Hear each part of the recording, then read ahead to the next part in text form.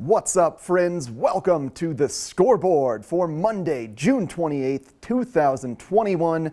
I'm your host, Eric Sundblad. We've got an exciting show in store for you today. We're going to be branching out of traditional sports and covering the GoPro Mountain Games sports. Well, one of them to be exact. We're going to be taking a deeper dive into disc golf. We'll find out how the competitors did at the GoPro Mountain Games, as well as speak with a very important member of the disc golf community here in Eagle County. Next up, I'm going to be taking you on a tour of my favorite hike in Avon, maybe my favorite hike in all of Eagle County. You're not going to want to miss that. You're going to want to join along on one of those hikes after seeing this segment.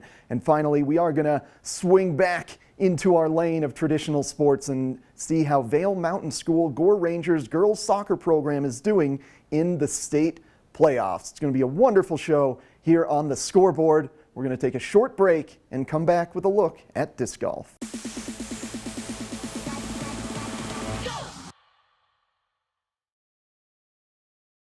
Welcome back to the Scoreboard, friends. With high school sports slowly winding down as we approach the summer season and all those great athletes get some time to rest and recover before the fall school season starts again in August, I wanted to take some time and explore a very popular sport from the GoPro Mountain Games that I covered a couple weeks ago, and that is disc golf. Disc golf. It's a very intriguing sport. It's really fun. You get out there and just toss some discs around with your buddies, listen to some great music, and we've got some wonderful courses here in Eagle County. So what better of a time to explore disc golf? So let's start with the history. Now, of course, with all of these non-traditional sports, it's very difficult to nail down exactly when, exactly who, exactly how the sport started. But from the research that I did, it seems like we can attribute it to Ronald Franklin Gibson in 1927 out of Bladworth, Saskatchewan, Canada, throwing tin lids into metal baskets. You crazy Canadians. I love you guys. Look at you go. Throwing tin lids, and now you got a global phenomenon of a sport that grows out of it. And we took some time today to talk to Steve Kleyfoth, who is the founder of the Flying Eagle Disc Society here in Eagle County.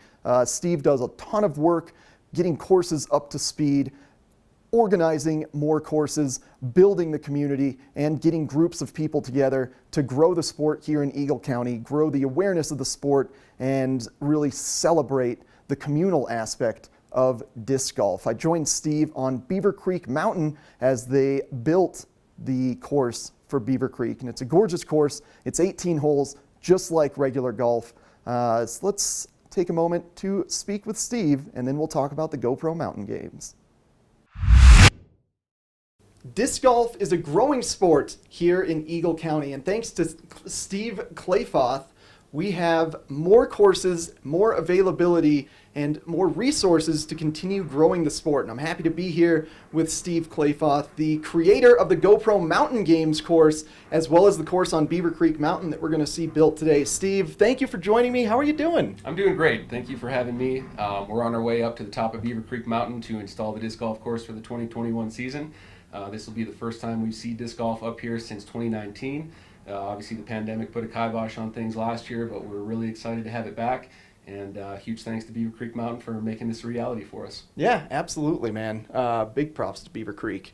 And so just for disc golf as a whole, how did you get into this sport? It's kind of a derivative of golf, but maybe more relaxed. Is that what drew you to it? So it's kind of strange. I was always an ultimate Frisbee guy. All through college, I did intramural, and it's actually how I met my wife.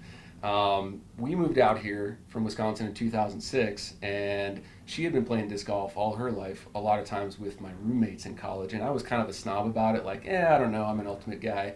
And she finally dragged me out for a round, and it pretty much clicked instantly. Like, there's just something about it, seeing that disc in flight, making those amazing shots, growing into the game, improving your technique, and just meeting new people. There's just something about the community in this sport that makes it so desirable and makes you want to get back out there as often as you can. Yeah, absolutely.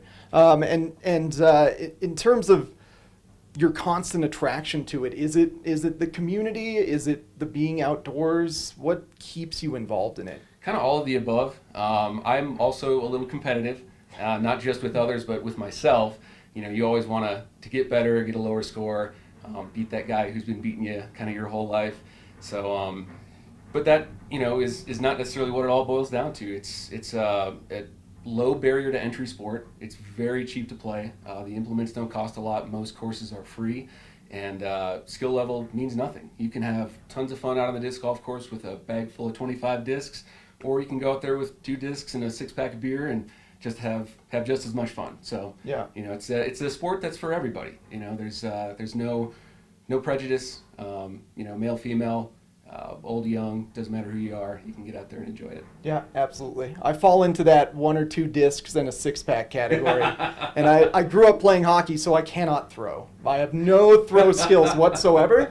But, take the competitive aspect out, just being outdoors and getting a little bit of exercise and just relaxing. I know a lot of guys will pump some music Absolutely. in those backpacks. Mm-hmm. It just makes it such a perfect weekend sport. Absolutely. Now, if somebody wants to get into it, I know it even though it doesn't look like there's a big barrier, it can be intimidating when you see those big backpacks and people have like 40 different discs. Mm-hmm. What's the best way to get into this sport? Honestly, the social aspect. As a club, the Flying Eagle Disc Society, we host leagues at least twice a week, whether that's a doubles league where you get randomly paired with someone or a singles league where we fight for numbered bag tags.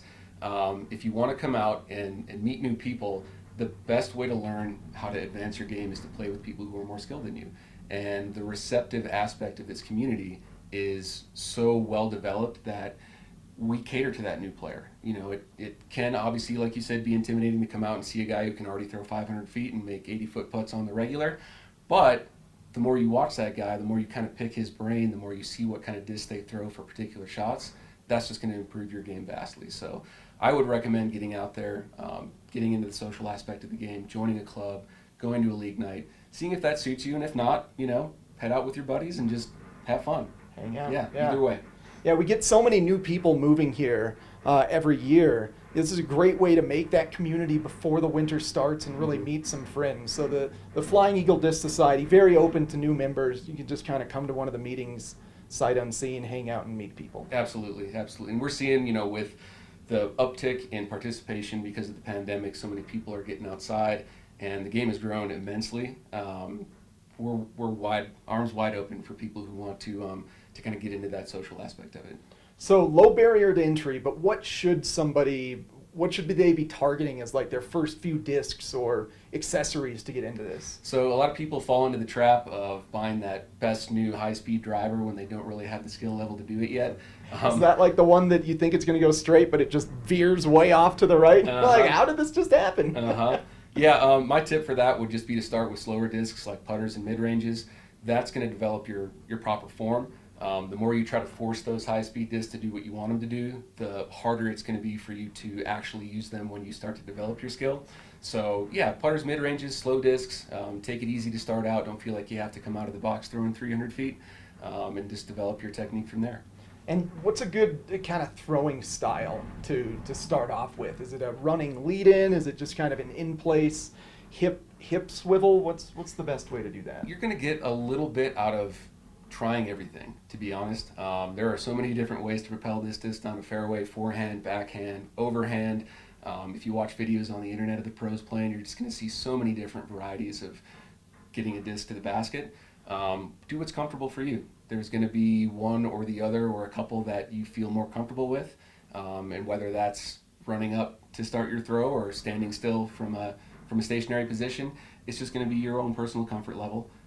Stationary is definitely going to get you a little bit more comfortable with how the discs fly because you're not going to have to worry about what your feet are doing before you throw it. Mm-hmm. But developing that X step and getting into that technique is definitely going to improve your distance down the line. So it's just really kind of a personal development thing. And again, it goes back to that: go out and play with people who know what they're doing, and you'll be able to see what they do and get tips from them and develop your game from there.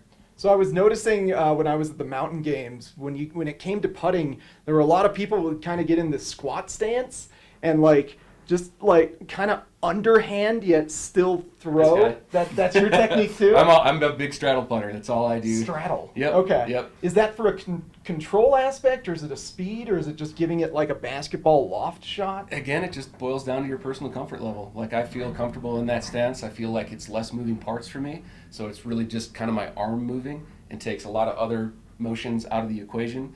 and just lets me be more accurate. But you'll see guys at the top level who will have kind of an offset stance or a straightforward stance. You'll see guys who throw it laser beam fast. You'll see guys who loft it up super high and let it drop in the basket. It's such a game of variety and personal preference that you can't really fixate on one thing and think that it's the best, because it's going to work different for everybody. Yeah. So that puts it above golf in my eyes then, because that is such a, you have to be so on point mechanically, but with this, there is a wide variety of shots that you can kind of tailor to your own form. Mm-hmm. And yeah, media has come such a long way in this sport. You look at the production companies like Jomez and Disc Golf, or like the Disc Golf Pro Tour, and live coverage, and major tournaments kind of becoming things that you see sometimes even on Sports Center. So it's out there.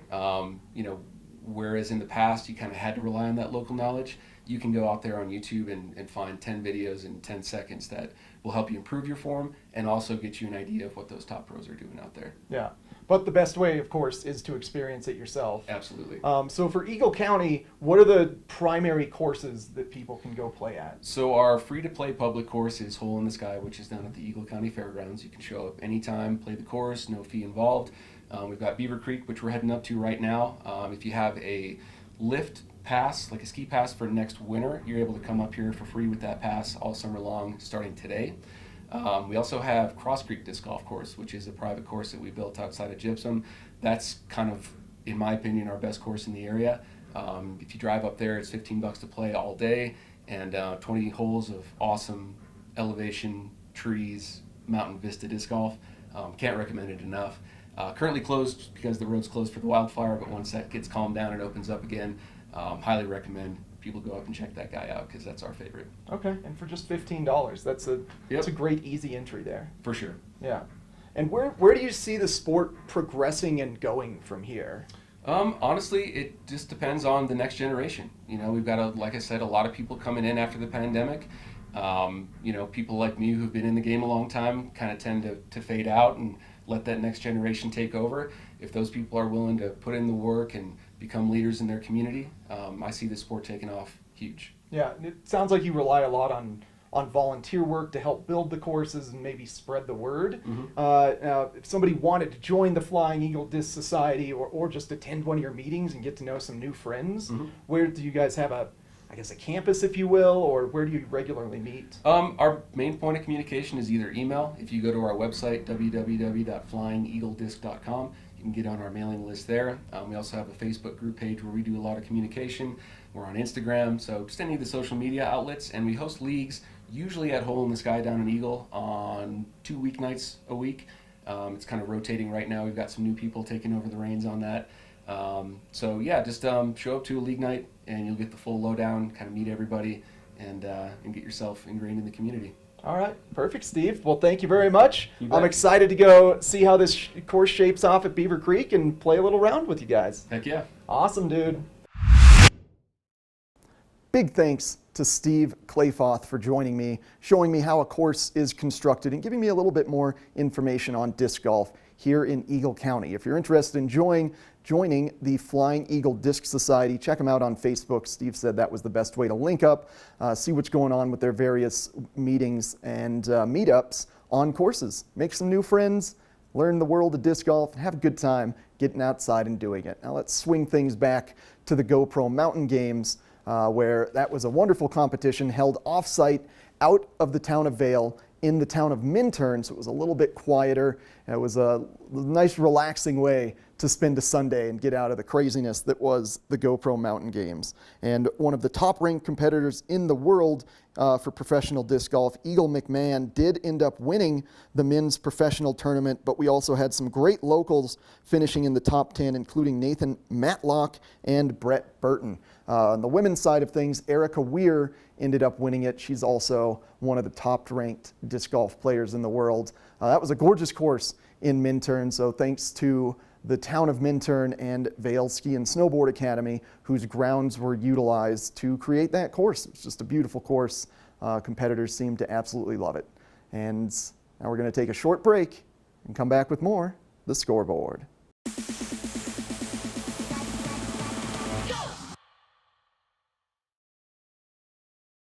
Welcome back to The Scoreboard. From tossing discs to hiking up mountains, we've got you covered.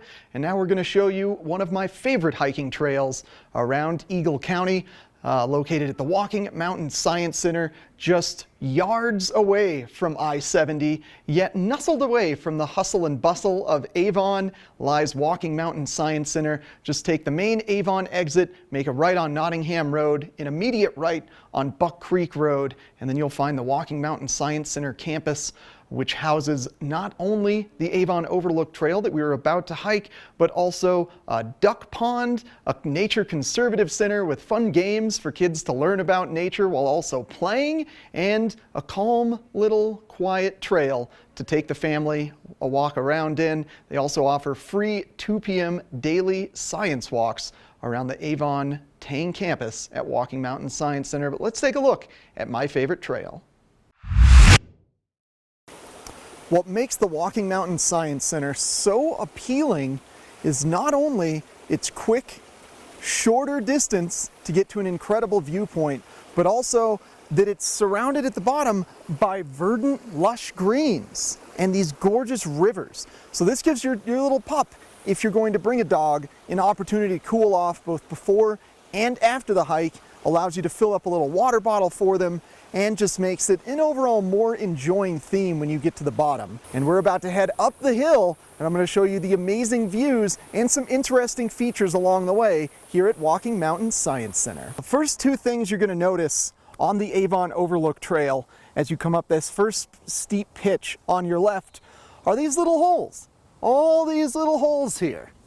And those holes are where our lovely friends, the little ground squirrels that Minnie here is obsessed with, love to hibernate and hang out in the winter. Hopefully we'll be able to get a shot of these guys. They're, I believe, red-tailed chipmunks or ground squirrels, and you'll see them skittering across the trail often. There's some sticks right below the camera right now, and those are erosion control. I get a lot of people asking me, why are there so many sticks lining this trail? Well, this trail was originally a 4x4 trail for locals before it was turned into a science center. So those are ruts from the tires of the Jeeps. And in order to help the erosion control and remove those ruts, you pile sticks into the Jeep ruts, and then as it rains, it brings dirt and sediment and down those the irrigation paths, and the sticks catch them, and then it creates a nice surface bed for the new trail to form. Minnie, we don't need to get the ground squirrels. I tell you, kids these days. Let's keep going. We're approaching about the quarter-way mark of the Avon Overlook Trail, and we've reached the first little shaded hangout spot just below this big pine tree we're going to take a look at. But I wanted to take this moment to explain dog rules on this trail. Now, down in the bottom area, you are needed to have your dog on a leash, and that's because they have a lot of summer camps. There's a lot of little kiddos running around, and you never know if the kid's going to be afraid of a dog or if the dog might get a little too excited around the kids. And what I like to do is just wear my leash like a little strap. So at any time, we can just bring Minnie up here. We can put her on leash at any time. It's also important to carry a dog water bowl with you at all times, because as we'll see at the top, it's quite an exposed trail. So you want to make sure you've got water for your dog. You want to make sure you've got a leash for your dog. You want to try to make sure they don't chase after deer. But other than that, this is an extremely dog-friendly trail. With the river at the base of the trail, it's perfect for them to cool off before and after the hike. So feel free to bring your pets. We've reached about the halfway point of our journey up the Avon Overlook Trail, and this is a good spot to get a sneak preview of some of the views you're going to see behind me of the town of Avon and Eagle County as a whole. And if you're feeling a little bit winded at this point, because right after that big pine tree we just hung out at gets really steep. That's where it's almost its steepest on the trail, both that section and the section right after the halfway point. So if you're feeling a little too winded, a little dehydrated, a little faint, have a seat here, go hang out in the shade, drink some water. You can also sneak out over there, get a preview of the views, and maybe head down if you're not feeling up to it. But I wanted to take this opportunity to point out this side trail here that's to your left here is the viewer to my right. Now you'll see a lot of these in the woods, and they may look like shortcuts, they may look like trails that you can take, but they're actually game trails. So our local deer and elk population, and coyotes and lynxes and mountain lions and bears and squirrels and all the fun stuff up here in Colorado, they make these trails. And it's really best that you stay off of the game trails, and that's for erosion purposes. The more footsteps on the trail, the more vegetation wears off, the more there is a chance for erosion. And with the dry soils that we have this year, it's very important to minimize the amount of erosion so that vegetation can grow back. So if you see a little side course trail like this, that's a game trail. Stay away from it, and let's keep going up the Avon Overlook hike. Congratulations, you've earned yourself a treat. You've made it to the very tippy top of the Avon Overlook Trail at the official Overlook. Checking out Lake Nottingham in the distance, Beaver Creek Mountain behind me, Beaver Creek Golf Course, the gorgeous town of Avon, and everything Eagle County has to offer. Join us for more fun, more hikes, more sports on the Scoreboard.